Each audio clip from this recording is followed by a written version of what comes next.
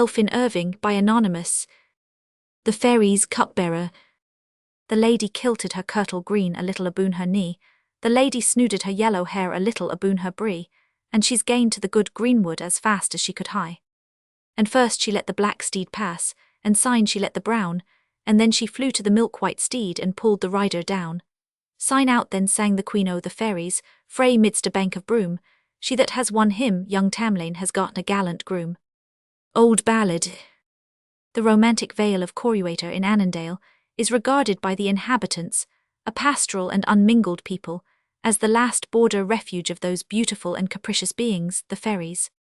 Many old people yet living imagine they have had intercourse of good words and good deeds with the good folk, and continue to tell that in the ancient 10 days the fairies danced on the hill, and revelled in the glen, and showed themselves, like the mysterious children of the deity of old, among the sons and daughters of men.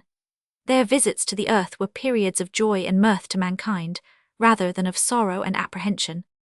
They played on musical instruments of wonderful sweetness and variety of note, spread unexpected feasts, the supernatural flavour of which overpowered on many occasions the religious scruples of the Presbyterian shepherds, performed wonderful deeds of horsemanship, and marched in midnight processions, when the sound of their elfin minstrelsy charmed youths and maidens into love for their persons and pursuits, and more than one family of Curated have the fame of augmenting the numbers of the elfin chivalry. Faces of friends and relatives, long since doomed to the battle trench or the deep sea, have been recognized by those who dared to gaze on the ferry march. The maid has seen her lost lover, and the mother her stolen child, and the courage to plan and achieve their deliverance has been possessed by, at least, one border maiden. In the legends of the people of Corryvale, there is a singular mixture of elfin and human adventure, and the traditional story of the cupbearer to the Queen of the Fairies appeals alike to our domestic feelings and imagination. In one of the little green loops or bends on the banks of Curated, mouldered walls, and a few P11 stunted wild plum trees and vagrant roses still point out the site of a cottage and garden. A well of pure spring water leaps out from an old tree root before the door, and here the shepherds, shading themselves in summer from the influence of the sun, tell to their children the wild tale of Elphin Irving and his sister Femi, and, singular as the story seems, it has gained full credence among the people where the scene is laid. I ken the tale and the place weel, interrupted an old Scottish woman, who, from the predominance of scarlet in her apparel, seemed to have been a follower of the camp.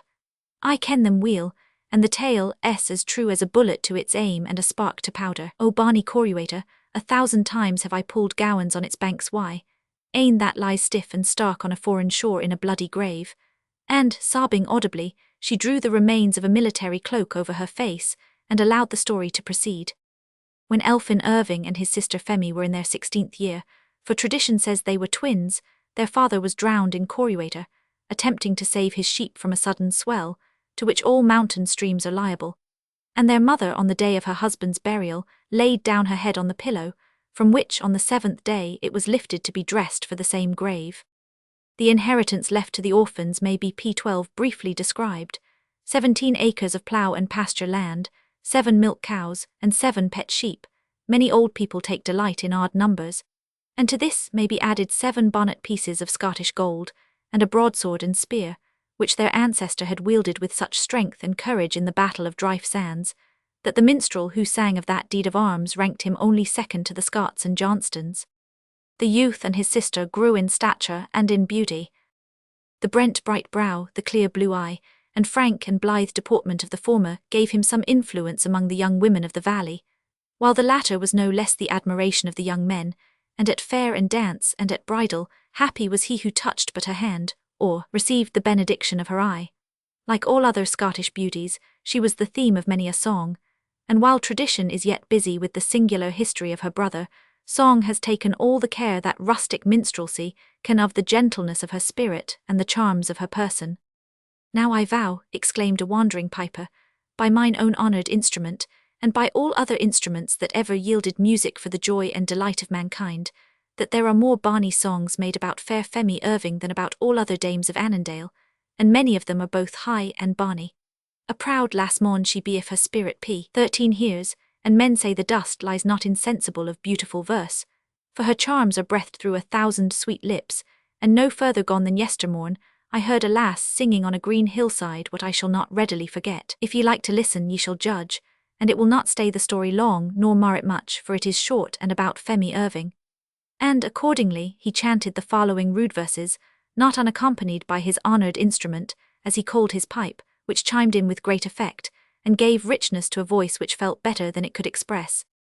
Fair Femi Irving, gay is thy glen, Corey, with all thy groves flowering, green is thy glen, Corey, when July is showering, and sweet is yon wood where the small birds are bowering, and there dwells the sweet one whom I am adoring. Her round neck is whiter than winter when snowing, her meek voice is milder than I in its flowing, the glad ground yields music where she goes by the river, one kind glance would charm me for ever and ever. The proud and the wealthy to Femi are bowing, no looks of love win they with sighing or suing, P14 far away mon I stand with my rude wooing, she's a floweret too lovely to bloom for my pieing. Oh, were I yon violet on which she is walking, oh, were I yon small bird to which she is talking, or yon rose in her hand with its ripe ruddy blossom, or some pure gentle thought to be blessed with her bosom. This minstrel interruption, while it established Femi Irving's claim to grace and to beauty, gave me additional confidence to pursue the story. But minstrel skill and true love tale seemed to want their usual influence when they sought to win her attention. She was only observed to pay most respect to those youths who were most beloved by her brother, and the same hour that brought these twins to the world seemed to have breathed through them a sweetness and an affection of heart and mind which nothing could divide. If, like the virgin queen of the immortal poet, she walked in maiden meditation fancy-free, her brother Elphin seemed alike untouched with the charms of the fairest virgins in Corey. He ploughed his field, he reaped his grain, he leaped, he ran and wrestled and danced, and sang with more skill and life and grace than all other youths of the district. But he had no twilight and stolen interviews. When all P15 other young men had their loves by their side, he was single though not unsought, and his joy seemed never perfect save when his sister was near him. If he loved to share his time with her, she loved to share her time with him alone, or with the beasts of the field or the birds of the air. She watched her little flock late, and she tended it early, not for the sordid love of the fleece, unless it was to make mantles for her brother, but with the look of one who had joy in its company. The very wild creatures, the deer and the hares, seldom sought to shun her approach, and the bird forsook not its nest, nor stinted its song when she drew nigh. Such is the confidence which maiden innocence and beauty inspire. It happened one summer, about 3 years after they became orphans, that rain had been for a while withheld from the earth, the hillsides began to parch, the grass in the vales to wither, and the stream of Corey was diminished between its banks to the size of an ordinary rill. The shepherds drove their flocks to moorlands, and marsh and tarn had their reeds invaded by the scythe to supply the cattle with food. The sheep of his sister were Elphin's constant care. He drove them to the moistest pastures during the day, and he often watched them at midnight, when flocks, tempted by the sweet dewy grass, are known to browse eagerly, that he might guard them from the fox, and lead P16 them to the choicest herbage. In these nocturnal watchings he sometimes drove his little flock over the water of Corey, for the fords were hardly ankle deep, or permitted his sheep to cool themselves in the stream, and taste the grass which grew along the brink. All this time not a drop of rain fell, nor did a cloud appear in the sky. One evening, during her brother's absence with the flock, Femi sat at her cottage door, listening to the bleatings of the distant folds and the lessened murmur of the water of Corey, now scarcely audible beyond its banks. Her eyes, weary with watching along the accustomed line of road for the return of Elphin, were turned on the pool beside her, in which the stars were glimmering fitful and faint. As she looked, she imagined the water grew brighter and brighter. A wild illumination presently shone upon the pool, and leaped from bank to bank, and suddenly changing into a human form, ascended the margin, and passing her, glided swiftly into the cottage. The visionary form was so like her brother in shape and air, that, starting up, she flew into the house, with the hope of finding him in his customary seat.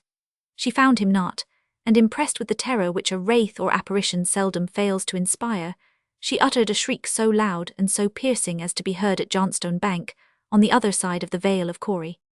An old woman now rose suddenly from her seat P17 in the window-sill, the living dread of shepherds, for she travelled the country with a brilliant reputation for witchcraft, and thus she broke in upon the narrative.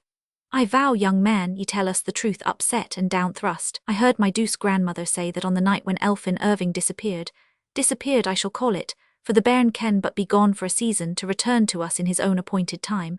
She was seated at the fireside at Johnstone Bank, The laird had laid aside his bonnet to take the book when a shriek mair loud, believe me, than a mere woman's shriek, and they can shriek loud enough, else their sair ranged, came over the water of Corey so sharp and shrilling that the pewter plates dinnelled on the wall. Such a shriek, my douce grandmother said, as rang in her ear till the hour of her death, and she lived till she was 40 full ripe years after the event. But there is another matter, which doubtless I cannot compel ye to believe. It was the common rumour that Elphin Irving came not into the world like the other sinful creatures of the earth, but was one of the cane-bairns of the fairies, whilk they had to pay to the enemy of man's salvation every 7th year. The poor lady fairy, a mother's I a mother, be she elves' flesh or Eve's flesh, hid her elf son beside the christened flesh in Marian Irving's cradle, and the old enemy lost his prey for a time. Now hasten on with your story, P18, which is not a bardle the war for me. The maiden saw the shape of her brother, fell into a faint or a trance, and the neighbours came flocking in.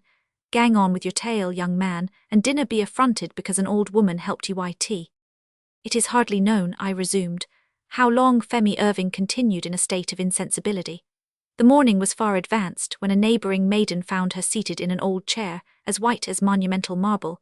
Her hair, about which she had always been solicitous, loosened from its curls, and hanging disordered over her neck and bosom, her hands and forehead. The maiden touched the one and kissed the other. They were as cold as snow, and her eyes, wide open, were fixed on her brother's empty chair, with the intensity of gaze of one who had witnessed the appearance of a spirit. She seemed insensible of anyone's presence and sat fixed and still and motionless. The maiden, alarmed at her looks, thus addressed her. Femi, lass, Femi Irving, dear me, but this be awful. I have come to tell ye that 7 of your pet sheep have escaped drowning in the water, for Corey, S.A.E. quiet and S.A.E. gentle yestreen, is rolling and dashing frae bank to bank this morning. Dear me, woman, dinna let the loss of the world's gear bereave ye of your senses. I would rather make ye a present of a dozen mug-ewes of the Tinwald brood myself, and now I think P19 on tea, if ye'll send over Elphin, I will help him hame with them in the gloaming myself. So, Femi, woman, be comforted. At the mention of her brother's name she cried out, Where is he? Oh, where is he? Gazed wildly round, and, shuddering from head to foot, fell senseless on the floor. Other inhabitants of the valley, alarmed by the sudden swell of the river, which had augmented to a torrent, deep and impassable, now came in to inquire if any loss had been sustained, for numbers of sheep and teads of hay had been observed floating down about the dawn of the morning. They assisted in reclaiming the unhappy maiden from her swoon, but insensibility was joy compared to the sorrow to which she awakened. They have ta'en him away, they have ta'en him away, she chanted in a tone of delirious pathos, him that was whiter and fairer than the lily on Little Lee. They have long sought and they have long sued, and they had the power to prevail against my prayers at last. They have ta'en him away, the flower is plucked from among the weeds, and the dove is slain amid a flock of ravens. They came with shout, and they came with song, and they spread the charm, and they placed the spell, and the baptized brow has been bowed down to the unbaptized hand. They have ta'en him away, they have ta'en him away. He was too lovely and too good and too noble to bless us with his continuance P20 on earth, for what are the sons of men compared to him? The light of the moonbeam to the morning sun, the glowworm to the eastern star. They have ta'en him away, the invisible dwellers of the earth. I saw them come on him with shouting and with singing, and they charmed him where he sat, and away they bore him. And the horse he rode was never shod with iron, nor owned before the mastery of human hand. They have ta'en him away over the water, and over the wood, and over the hill. I got but I look of his bonny blue ee, but I look. But as I have endured what never maiden endured, so will I undertake what never maiden undertook. I will win him from them all. I know the invisible ones of the earth. I have heard their wild and wondrous music in the wild woods, and there shall a christened maiden seek him, and achieve his deliverance. She paused, and glancing around a circle of condoling faces, down which the tears were dropping like rain, said, in a calm and altered but still delirious tone, Why do you weep, Mary Halliday? And why do you weep, John Graham? You think that Elphin Irving, oh, it's a barny name and dear to many a maiden's heart, as well as mine, ye think he is drowned in Corey, and you will seek in the deep pools for the barny corse, that ye may weep over it as it lies in its last linen, and lay it amid weeping and wailing in the dowie kirkyard. P21 ye may seek, but ye shall never find, so leave me to trim up my hair and prepare my dwelling, and make myself ready to watch for the hour of his return to upper earth. And she resumed her household labours with an alacrity which lessened not the sorrow of her friends. Meanwhile the rumour flew over the vale that Elphin Irving was drowned in Curated. Matron and maid, old man and young, collected suddenly along the banks of the river, which now began to subside to its natural summer limits, and commenced their search, interrupted every now and then by calling from side to side, and from pool to pool, and by exclamations of sorrow for this misfortune. The search was fruitless. 5 sheep pertaining to the flock which he conducted to pasture were found drowned in one of the deep eddies, but the river was still too brown from the soil of its moorland sources to enable them to see what its deep shelves, its pools, and its overhanging and hazily banks concealed. They remitted further search till the stream should become pure, and Old Man, taking Old Man aside, began to whisper about the mystery of the youth's disappearance.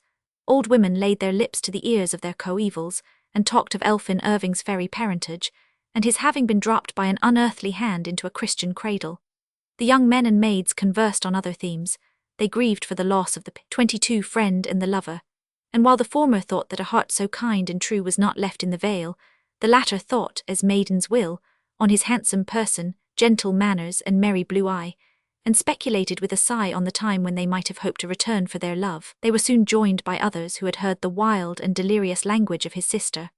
The old belief was added to the new assurance, and both again commented upon by minds full of superstitious feeling, and hearts full of supernatural fears, till the youths and maidens of Coryvale held no more love trysts for 7 days and nights, lest, like Elphin Irving, they should be carried away to augment the ranks of the unchristened chivalry.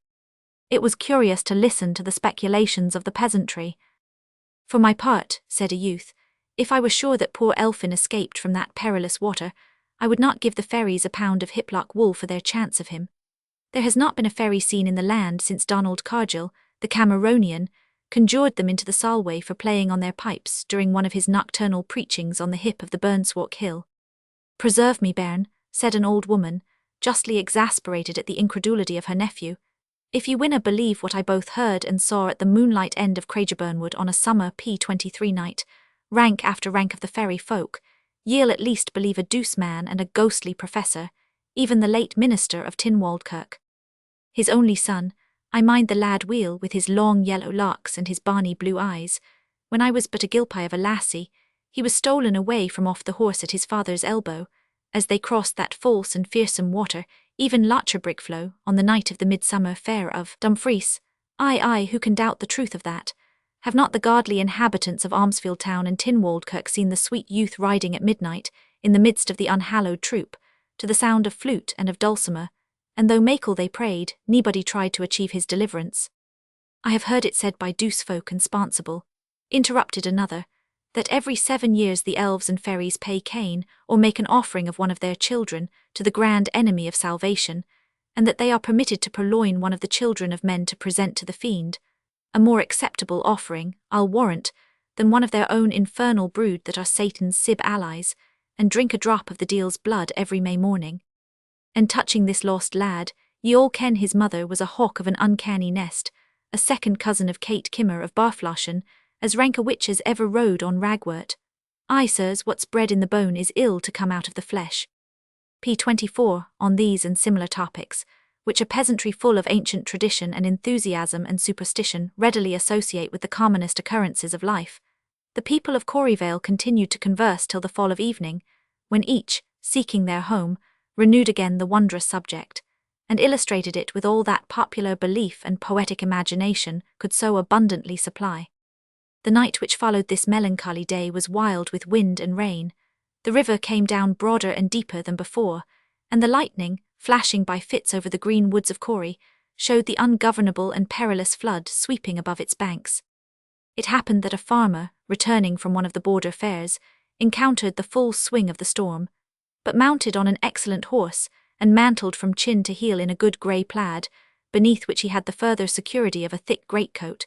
He sat dry in his saddle, and proceeded in the anticipated joy of a subsided tempest and a glowing morning sun, as he entered the long grove, or rather remains of the old Galwegian forest, which lines for some space the banks of the Corruator.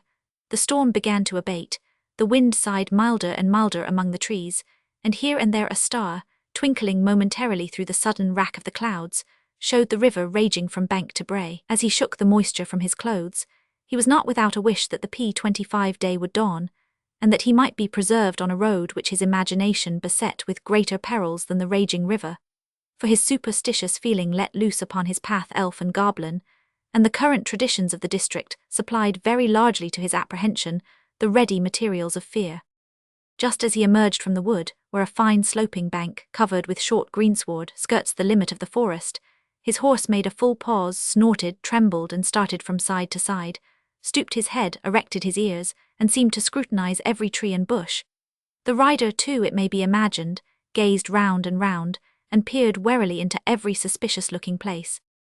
His dread of a supernatural visitation was not much allayed when he observed a female shape seated on the ground at the root of a huge old oak tree, which stood in the centre of one of those patches of verdant sward, known by the name of fairy rings, and avoided by all peasants who wished to prosper. A long, thin gleam of eastern daylight enabled him to examine accurately the being who, in this wild place and unusual hour, gave additional terror to this haunted spot. She was dressed in white from the neck to the knees. Her arms, long and round and white, were perfectly bare. Her head, uncovered, allowed her long hair to descend in ringlet succeeding ringlet, till the half of her person was nearly p26 concealed in the fleece. Amidst the whole, her hands were constantly busy in shedding aside the tresses which interposed between her steady and uninterrupted gaze down a line of old road, which wound among the hills to an ancient burial ground. As the traveller continued to gaze, the figure suddenly rose, and, wringing the rain from her long locks, paced round and round the tree, chanting in a wild and melancholy manner an equally wild and delirious song. The fairy oak of curated. The small bird's head is under its wing, the deer sleeps on the grass, the moon comes out and the stars shine down, the dew gleams like the glass. There is no sound in the world so wide, save the sound of the smitten brass, with the merry cittern and the pipe of the fairies as they pass. But oh, the fire maun burn, and the hour is gone and will never return. The green hill cleaves, and forth with a bound comes Elphin steed. The moon dives down in a golden cloud, the stars grow dim with dread. But a light is running along the earth, so of heavens they have no need. O'er moor and moss with a shout they pass, and the word is spur and speed. But the fire maun burn, and I maun quake, and the hour is gone that will never come back. P27. And when they came to Craigieburn, the queen of the fairies spoke. Come, bind your steeds to the rushes so green, and dance by the haunted oak. I found the acorn on Heshburn Hill in the nook of a palmer's poke 1,000 years since, here it grows. And they danced till the greenwood shook.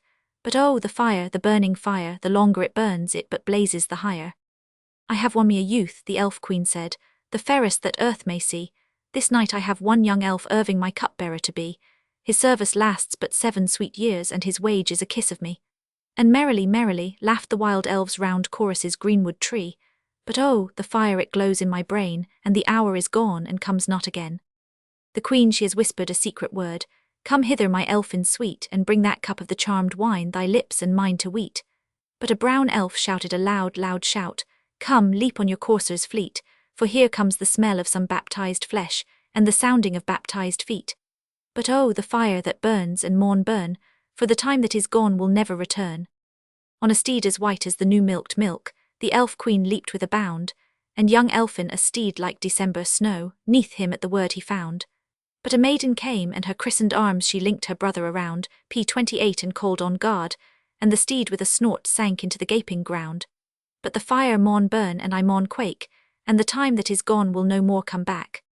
And she held her brother, and lo, he grew a wild bull waked in ire, and she held her brother, and lo, he changed to a river roaring higher, and she held her brother, and he became a flood of the raging fire. She shrieked and sank, and the wild elves laughed till the mountain rang and mire. But oh, the fire yet burns in my brain, and the hour is gone and comes not again. O maiden, why wax thy faith so faint, thy spirit so slack and slaw? Thy courage kept good till the flame waxed wud, then thy might begun to thaw. Had ye kissed him with thy christened lip, ye had won him frae Mangasa. Now bless the fire, the elfin fire, that made thee faint and far. Now bless the fire, the elfin fire, the longer it burns it blazes the higher.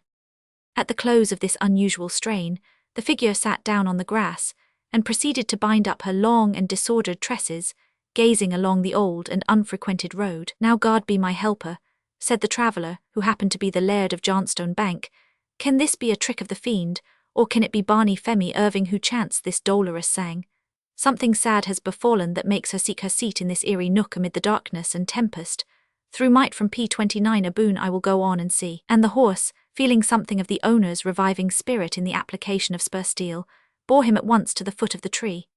The poor delirious maiden uttered a yell of piercing joy as she beheld him, and with the swiftness of a creature winged, linked her arms round the rider's waist, and shrieked till the woods rang. "Oh, I have ye now, Elphin, I have ye now," and she strained him to her bosom with a convulsive grasp. "What ails ye, my bonny lass?" said the Laird of Johnstone Bank, his fears of the supernatural vanishing when he beheld her sad and bewildered look. She raised her eyes at the sound, and seeing a strange face, her arms slipped their hold, and she dropped with a groan on the ground. The morning had now fairly broke. The flocks shook the rain from their sides, the shepherds hastened to inspect their charges, and a thin blue smoke began to stream from the cottages of the valley into the brightening air. The Laird carried Femi Irving in his arms, till he observed 2 shepherds ascending from one of the loops of curated, bearing the lifeless body of her brother. They had found him whirling round and round in one of the numerous eddies, and his hands, clutched and filled with wool, showed that he had lost his life in attempting to save the flock of his sister. A plaid was laid over the body, which, along with the unhappy maiden in a half-lifeless state, was carried p30 into a cottage, and laid in that apartment distinguished among the peasantry by the name of the chamber. While the peasant's wife was left to take care of Femi, old man and matron and maid had collected around the drowned youth, and each began to relate the circumstances of his death, when the door suddenly opened, and his sister, advancing to the corpse with a look of delirious serenity, broke out into a wild laugh and said, "Oh, it is wonderful, it's truly wonderful. That bare and death-cold body, dragged from the darkest pool of Corey with its hands filled with fine wool, wears the perfect similitude of my own Elphin. I'll tell ye, the spiritual dwellers of the earth, the fairy folk of our evening tale, have stolen the living body, and fashioned this cold and inanimate clod to mislead your pursuit. In common eyes this seems all that Elphin Irving would be, had he sunk in curated, but so it seems not to me. Ye have sought the living soul, and ye have found only its garment. But oh, if ye had beheld him, as I beheld him tonight, riding among the elfin troop, the fairest of them all. Had you clasped him in your arms, and wrestled for him with spirits and terrible shapes from the other world, till your heart quailed and your flesh was subdued, then would ye yield no credit to the semblance which this cold and apparent flesh bears to my brother. But hearken, on Hallowmas Eve, when the spiritual people are let loose on earth for p31 a season, I will take my stand in the burial ground of Corey, and when my Elphin and his unchristened troop come past, with the sound of all their minstrelsy, I will leap on him and win him, or perish for ever." All gazed aghast on the delirious maiden, and many of her auditors gave more credence to her distempered speech than to the visible evidence before them. As she turned to depart, she looked round, and suddenly sank upon the body, with tears streaming from her eyes, and sobbed out, "My brother! Oh, my brother!" She was carried out insensible, and again recovered, but relapsed into her ordinary delirium, in which she continued till the Hallow Eve after her brother's burial. She was found seated in the ancient burial ground, her back against a broken gravestone, her locks white with frost-rime, watching with intensity of look the road to the kirkyard. But the spirit which gave life to the fairest form of all the maids of Annandale was fled for ever. Such is the singular story which the peasants know by the name of Elphin Irving, the fairies' cupbearer. And the title, in its fullest and most supernatural sense, still obtains credence among the industrious and virtuous dames of the romantic Vale of Corey.